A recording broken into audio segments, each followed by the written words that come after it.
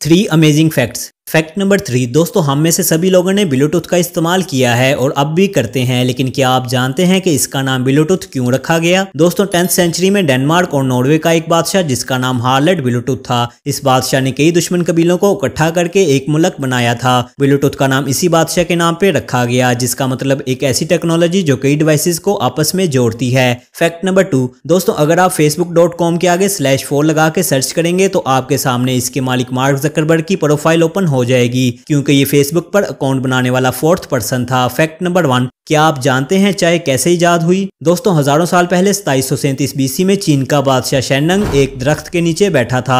ये हर्बलिस्ट जड़ी बूटियों का माहिर भी था। इसके पास में ही इसका नौकर पीने के लिए पानी उबाल रहा था कि अचानक दरख्त से इस पानी में एक पत्ता गिर गया। इस बादशाह ने अनजाने में ये पानी पी लिया और इसे इसका टेस्ट इतना पसंद आया कि इसने इस पर रिसर्च शुरू कर दी और यूं चाय इजाद हुई।